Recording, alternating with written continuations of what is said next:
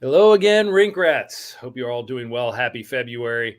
And February certainly came in with a bang in the Chicago Blackhawks organization, and not for the better. My name is Andy Campbell. I'll be your host tonight, along with my good friends, my buddies from the Rink.com. We have Eric Andrews is back, ladies and gentlemen, Sean Fitzgerald and the Bardo as the two regulars. Fellas, what's going on? Eric, how have you been?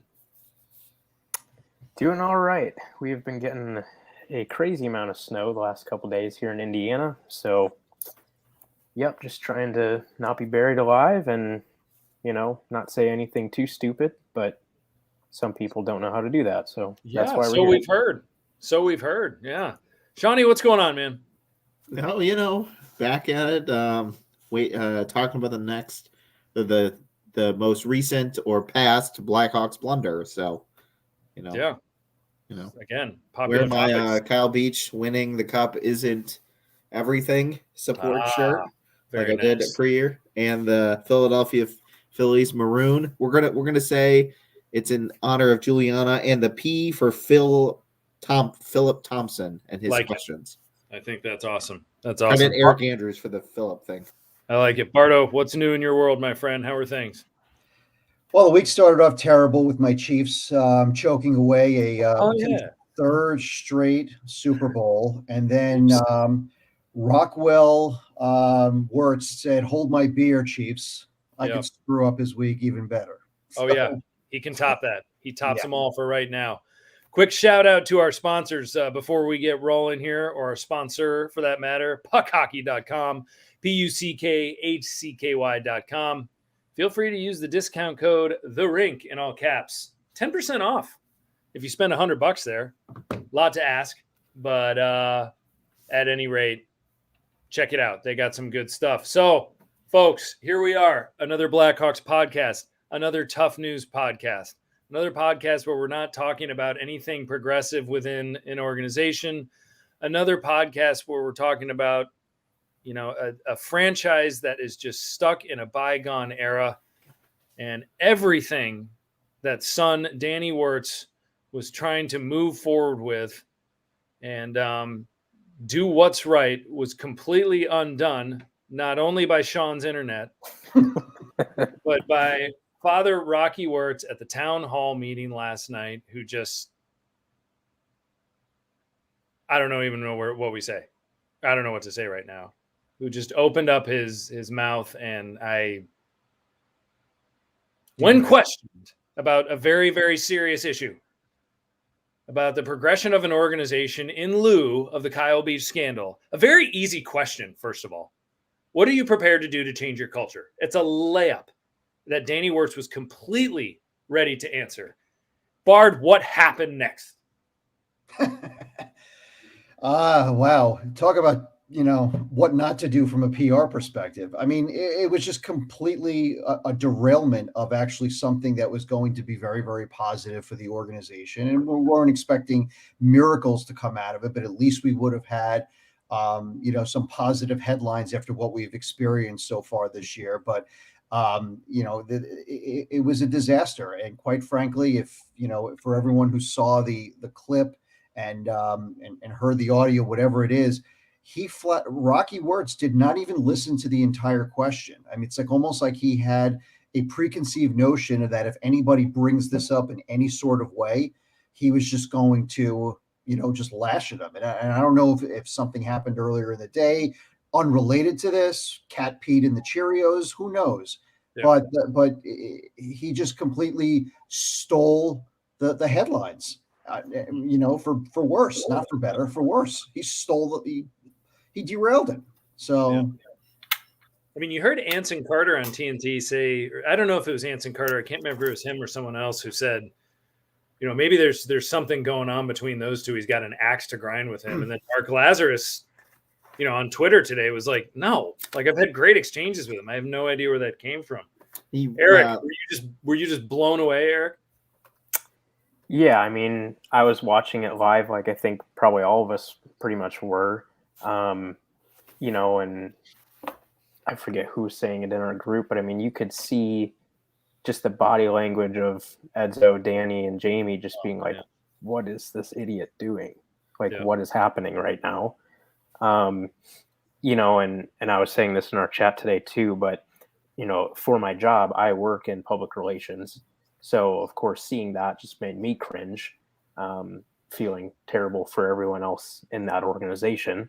You know, and I was saying that, you know, an occurrence like this, a very common practice is that someone in PR communications within an organization sits down with the people who are going to be, you know, talking at the event and kind of just go over some things, you know, here's some talking points, here's some, you know, keywords that we want to be using. It was very obvious that happened because you heard Jamie and Danny and even Edzo frequently saying, you know, transparency, accountability, all that. Well, you know, I don't know if Rocky just said, you know, I don't need that. You know, I'm not wasting my time preparing for this thing. You know, I'm the owner. I can do whatever I want. I don't need your help. That's probably what happened, if we're going to be honest. And obviously that showed to be true. So, yeah, I mean, it's just, you know, we talked about it. You feel bad for Danny and Jamie. You know, I think that both of them have certainly, you know, done things to be moving the organization forward and trying to learn from this and grow the organization and, you know, restore some trust. And, you know, in my opinion, and I think a lot of other people's opinions, everything that Rocky said not only put them back to square one, but push them back even farther. So, yeah, I mean, it's hard to believe that something like that could have even happened. By farther, you mean 1995. So, just clarifying.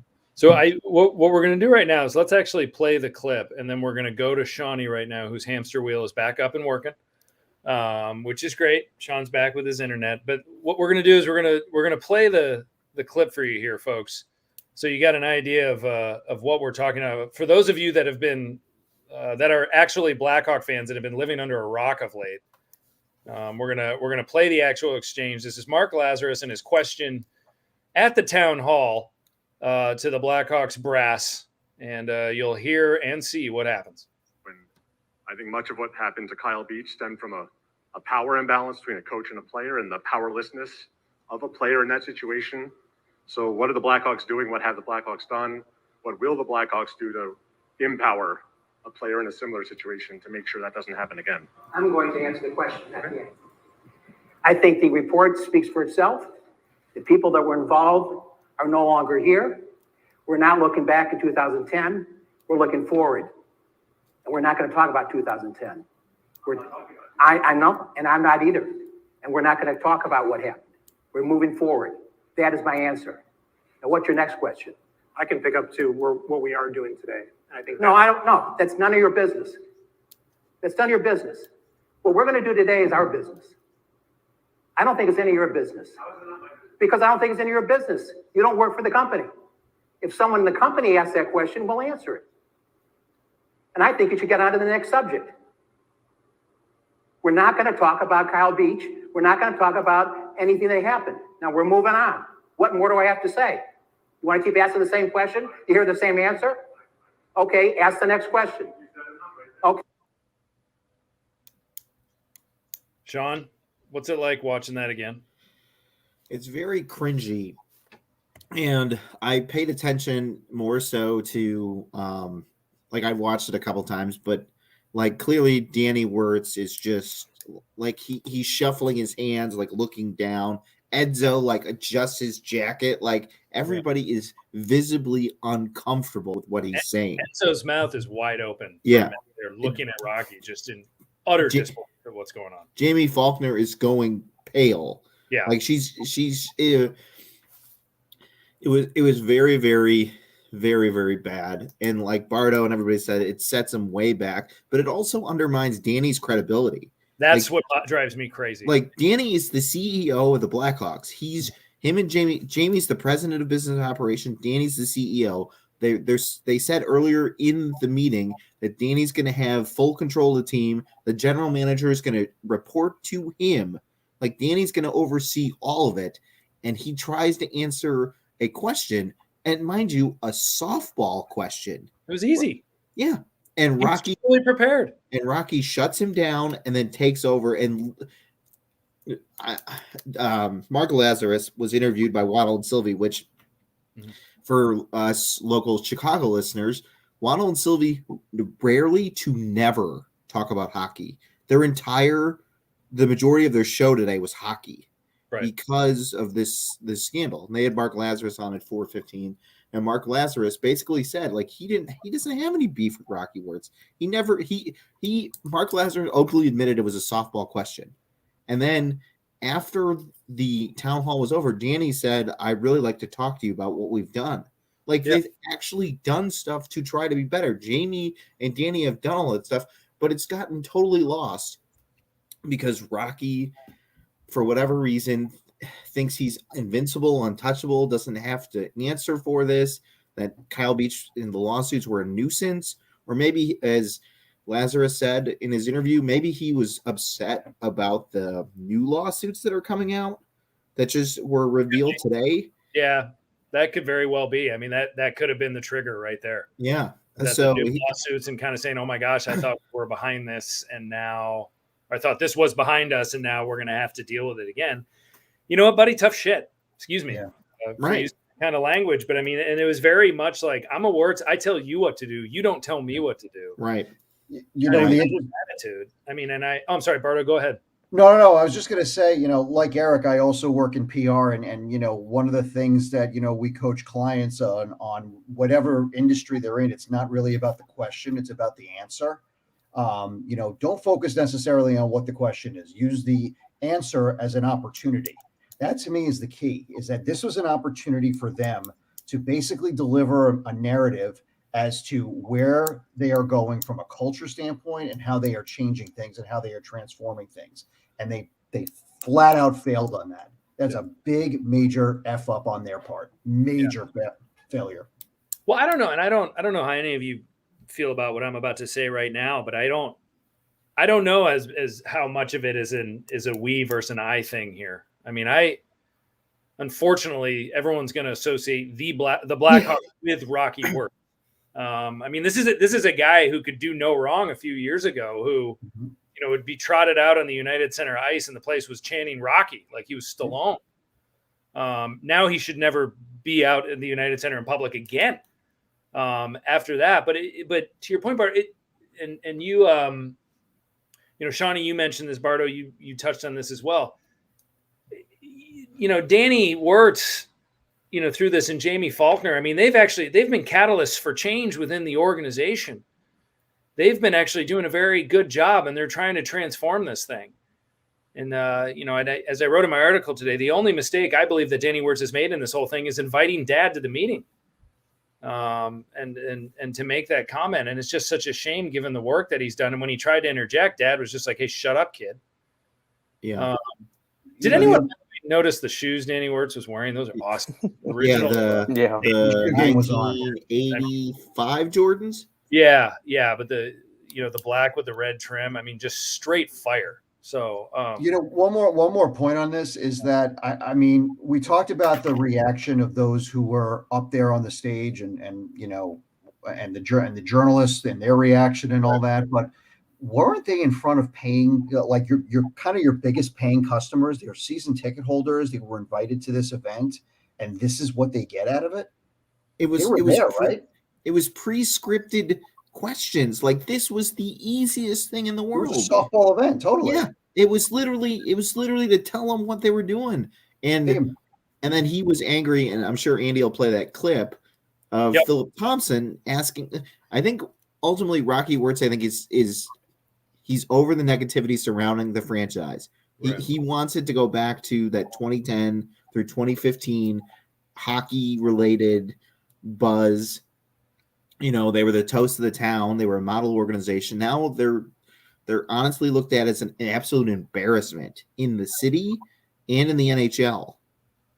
Sean, you know what they want to do? You know what Rocky just told you what he wanted to do? Sweep it under the rug. And what did they do for the last decade? Swept it under the rug. That's exactly what they. The irony of his statement saying we're not talking about 2010 two members of the 2010 team are on the GM search committee. Exactly. Yep.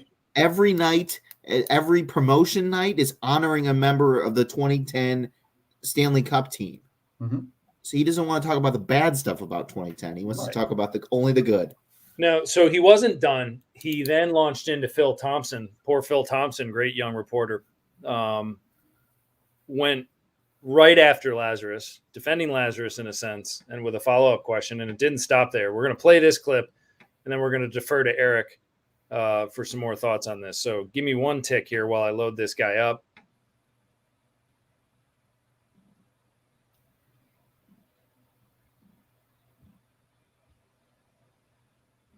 A little mystified here because during the Jenner and Block briefing, you guys talked about a change in culture and transparency and demonstrating the new culture and values that are going to protect players and protect the organization in the future. And it seems like the second that we asked a question about that, it's met with resistance. So I'm going to ask it again. I answered it. No, I don't. I answered it, and I told you to get off the subject. We're not going to bring up the report. No, You read it? We're not asking about the report. We're I know asking you're about talking about what the report new- was talking about, and I told you we're moving on. Now, We're I don't asking like about these. the I think values you're out and of the line protections to ask for this the line of future. questions. Why don't you ask about something else? Why don't you ask about the GM Okay, I search? will Why ask don't you do about- something else? Okay, I Why will do you ask bring about up attendance. old business? Some of the season ticket holders that I've talked to said that they're having trouble maintaining value on their resale because, you know, a lot of people. Is that a fact? I didn't realize you're in our ticket department. Okay, what Come I'm on. saying is. Come on. if I could- Let's talk about all the negative stuff. When I This talk is about not your paper negative. and how People- and what the sports these are page looks like, dedicated- should I do that? No, these are dedicated. you can't even fans. get our They elite want the scores? whole- Rocky, can I finish my question? They say they want to hold on because they value the Blackhawks, but they wanted to phrase some of the costs. You've seen that attendance has been dipping. I want to ask why you think it's dipping and what can they do to maintain their value? So when they renew a package, they can defray some of their costs. That's a fair question. Yes, it is. So Jamie can answer that. Yeah, sure, Jamie. Sorry, I just blew up at everybody. The floor is yours. Eric, what say you? Yeah, I mean, first of all, huge props to Phil for pressing the issue and, and not letting it just be kind of, that's it. We're not talking about it like how Rocky wanted. And some people might say, well, Mark and Phil were just doing their jobs. Well, maybe that's true, but it still takes a lot of guts to actually do the right thing in that situation, especially for Phil. So yeah, I mean, huge respect for him for that. I think everyone is in agreement there. And I was saying this beforehand, especially as a guy who is relatively newer to the Blackhawks beat. It would be one thing if it was someone who'd been on the beat for 5-10 years doing that, but someone who hasn't been around all that long doing that.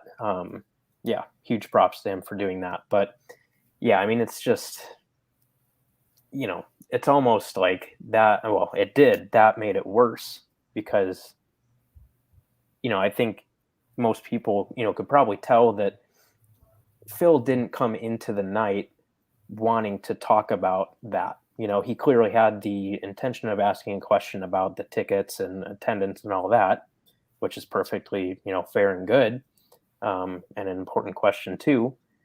But, it's just like, how can you immediately just like jump down his throat? And then of course, Rocky goes even further and is, making comments about the Tribune and everything. And it's just like, man, like you are clueless as to what is happening right now.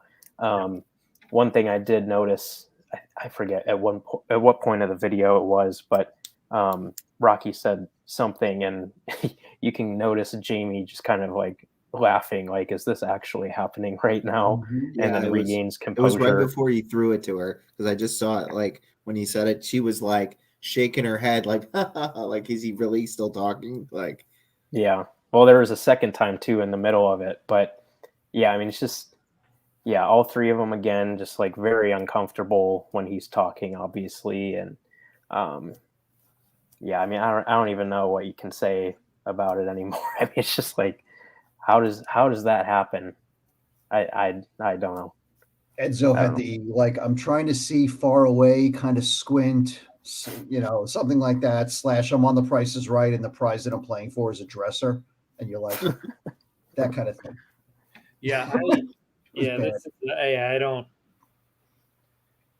don't know. I mean, I don't want to just beat a dead horse here, but I mean, it's just it's pretty incredible in today's climate that you have owners of professional sports teams behaving like this in lieu of everything. In lieu of everything, or perhaps they're in their organization's faults in a very, very serious matter. And here's to be so dismissive. Yeah.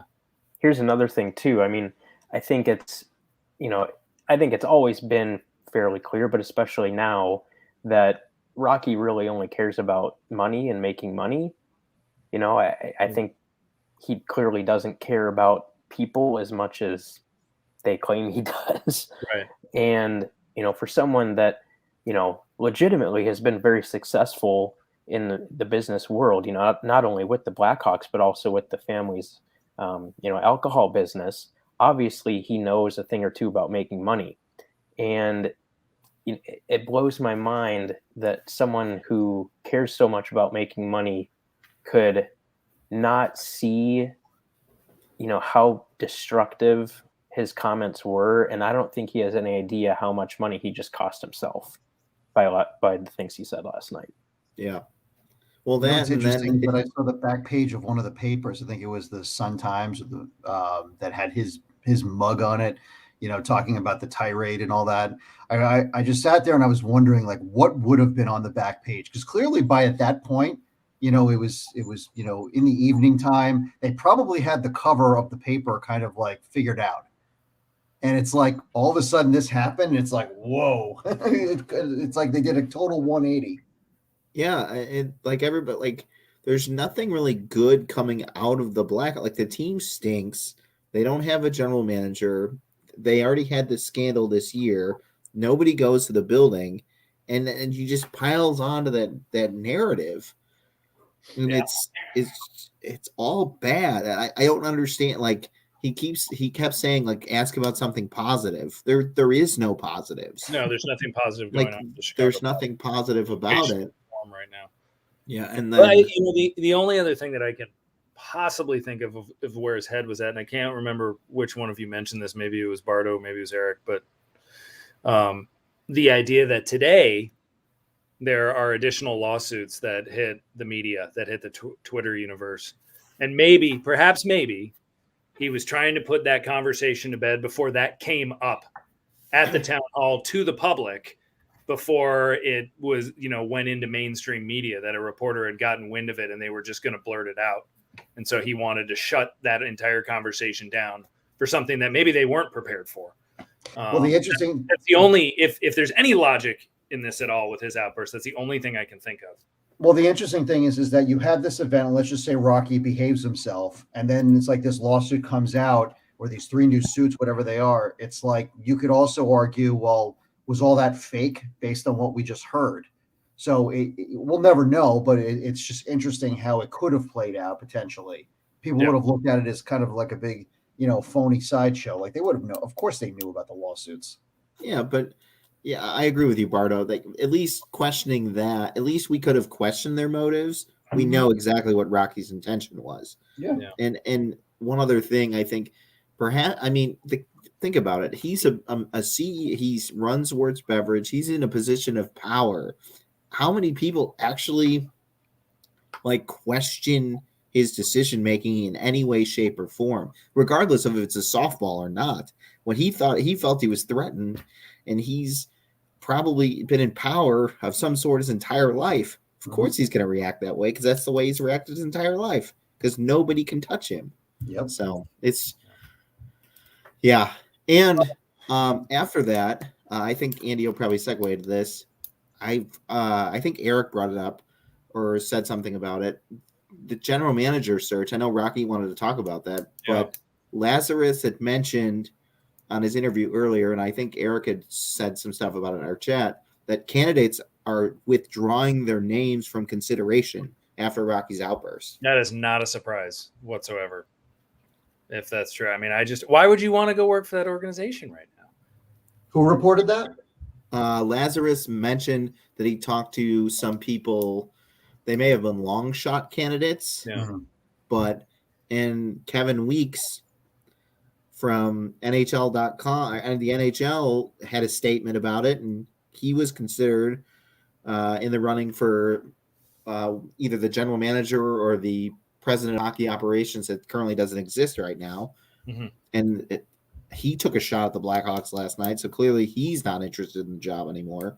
Yeah. This the ramifications of this, we haven't even scratched the surface. I mean, their entire hiring process for anyone to work within the organization and sales, marketing, PR, ticket ops. You saw that one guy on Twitter who's like, I work for PR for the Hawks. I just quit. Like, I'm out of here. Like, I'm not doing this. Mm-hmm. And you're also, even when you do get your GM candidate, sure, you make a few deadline moves, maybe you'll free up a few bucks. This is not a free agent destination anymore. Nope.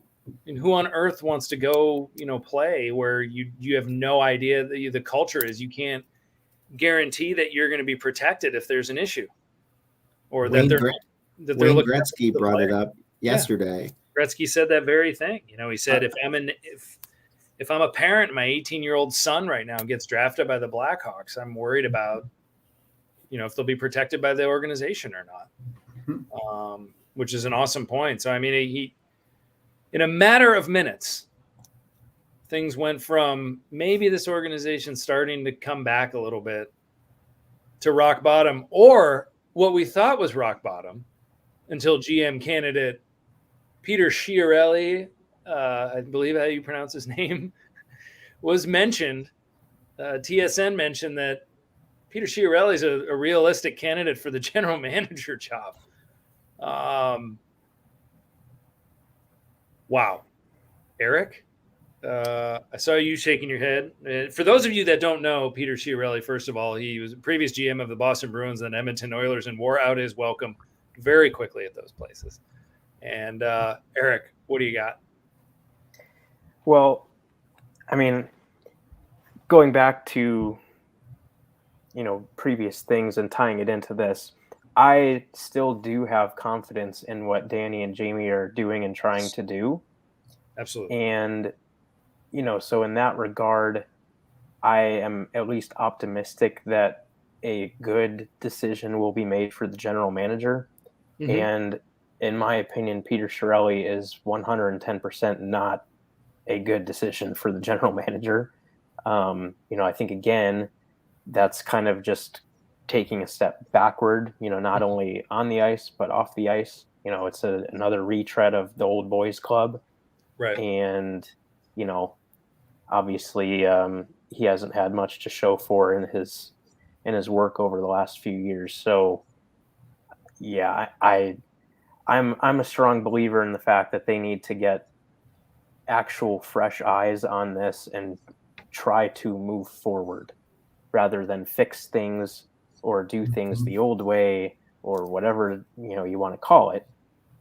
Whether that means Kyle Davidson has the interim tag removed, I'm fine with that. Right. I don't have a problem with that.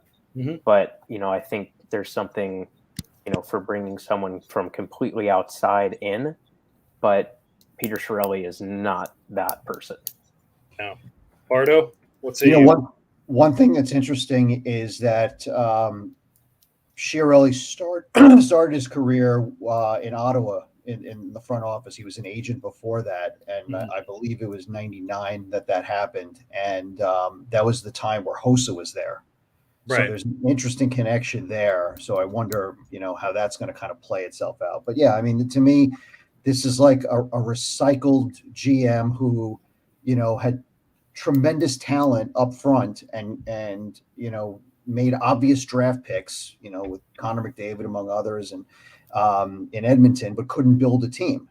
And he built a Stanley Cup team. We'll give him credit for that in Boston. He also had Jeff Gorton, the guy who just got the Montreal job and formerly with the Rangers, by his side.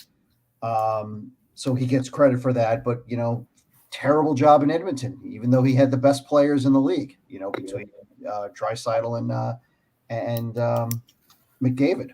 So to me, it's just not an exciting hire. It's like basically hiring Jim Lefevre for the 80 millionth time as a manager in baseball. I mean, it's not exciting. It's just, okay, fine. Yeah. What do you think, Shawnee? Yeah. Peter Chiarelli is famous for trading Tyler Seguin for Louis Eriksson. Yep. He traded Adam Larson, or he traded was it Nugent Hopkins? Taylor Hall for Adam Larson straight up. Yep. I believe he signed a goalie. I can't remember. He gave some goalie an exorbitant amount of money and was fired that day. Cam Talbot. Yep. Cam Talbot. So he also, everywhere he's been, he really hasn't built anything. Like him and Gorton built the Bruins. He didn't really do much with Edmonton. His judgment on returns for trades clearly isn't good. Yep. And he's an old, like, he's part of the old boys club, like everybody said. He's been around the league. He knows what hockey culture, quote unquote, is. Yeah. I think if you're Danny Wirtz and Jamie Faulkner, from what I've read about the process and what they're doing and how they're reaching out to, they reached out to the Cubs and talked to Jed Hoyer because Jamie's husband works as executive VP of marketing for the Cubs. So they're picking their brains on stuff like that. They've got the search. I think picking him is going backwards even farther. Right. The only issue I have, though, the only caveat to Chiarelli I'd say is Chiarelli the best of what's left? Like, how many people have, like, I think there was reports that people, other organizations aren't letting some of their people interview. Yep. So that limits the talent pool. Right. So maybe Chiarelli is like all they can get, which is sad. It's very sad. It is. And if that's the case, then Kyle Davidson should be your GM. Yeah. I mean, if you're saying this is all we can do, I mean, I don't, he was responsible for that mega contract for Milan Lucic in Edmonton after he left Boston, which was just an outrageous contract. Lucic, who's having a pretty good year in Calgary now, but his Edmonton years were not great.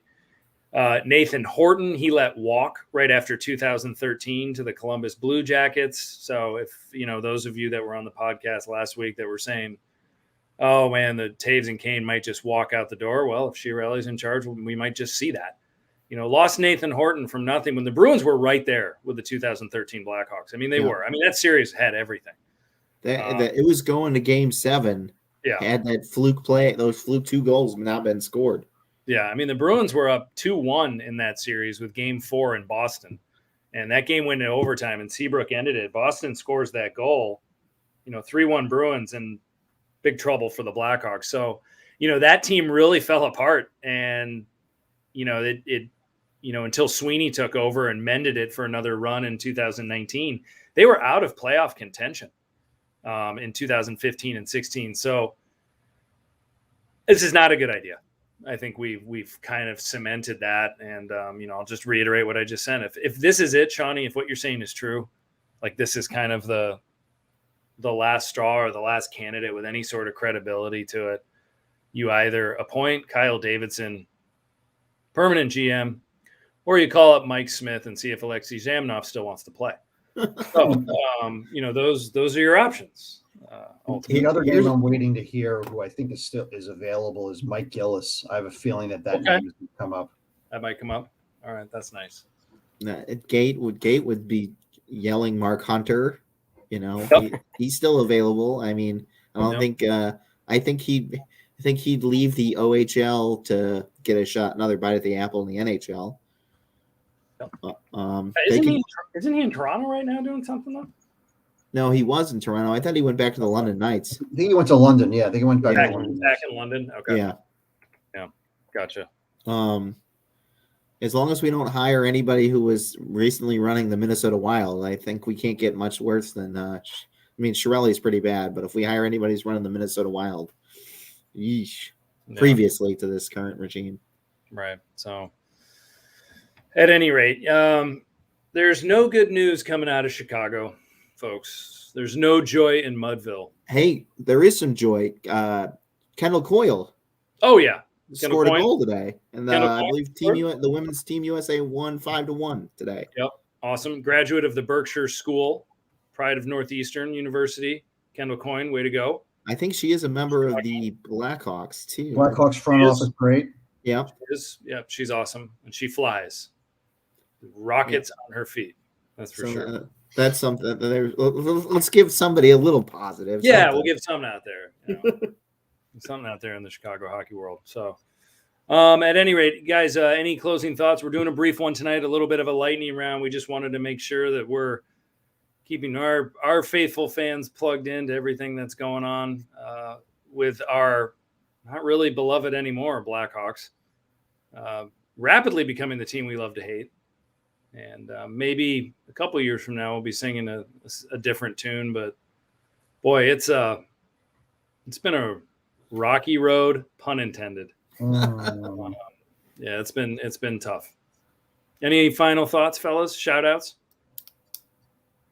Eric has got my prospects piece that I've been talking about scheduled for tomorrow morning, so awesome. That'll be out there.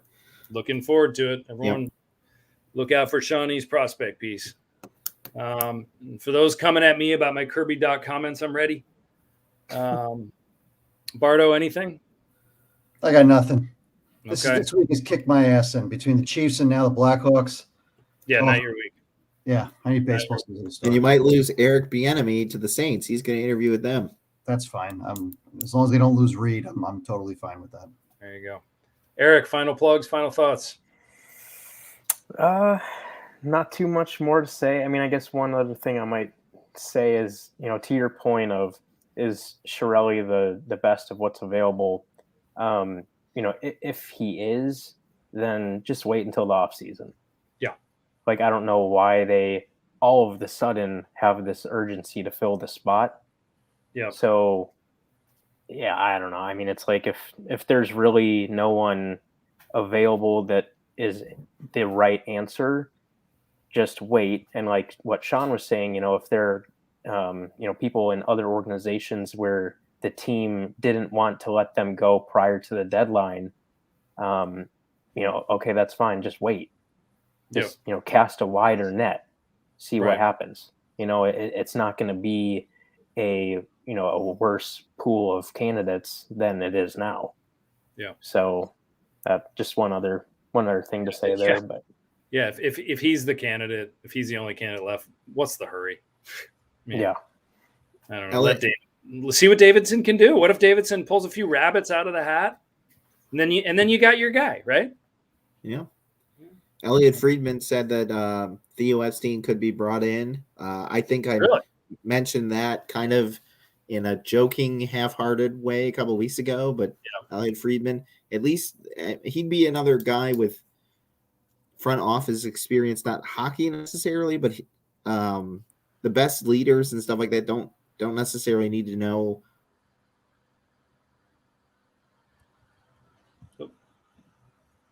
He froze. No. Well, if Theo Epstein, again, I love the idea. I don't believe it. What would he be as an advisor? That's the question. I mean, as an advisor, it'd be great. I mean, I just don't know why Theo Epstein would touch this right now. I know what Sean is referring to, and I think that report, Elliot was just saying that they were going to look into, getting Theo's insight, not that they were going to be considering him for the GM job. Right. Which that's fine. Right. So no, I mean, it'd be great to have Theo Epstein on board. Welcome back, Sean 2.0. Yeah. I guess we'll see. I still think Theo Epstein could be the next commissioner of Major League Baseball. Oh, for sure. He's probably just going to be consultant and just tell him what he did to building his front office and what he looked for in people and stuff like that, which is, that's what they that's what they have Sportology there for too. Yep. Because they worked with the 49ers, the LA MLS team, and one other one. Somebody else who had a scandal. They helped reorganize their front office. So, gotcha. Yeah. All righty. Well, folks, thank you, those listeners who are here tonight. Thank you, fellas, for jumping on in an impromptu fashion, considering last night's historic and now infamous and notorious events in another chapter of the saga of the team known as the Chicago Blackhawks. So, on behalf of my colleagues, Andy Campbell, thank you, Eric. Thank you, Shawnee. Thank you, the Bard. Everyone have a great night, and we'll be back again at some point to talk more Hawks and to talk more NHL. Take care, everybody.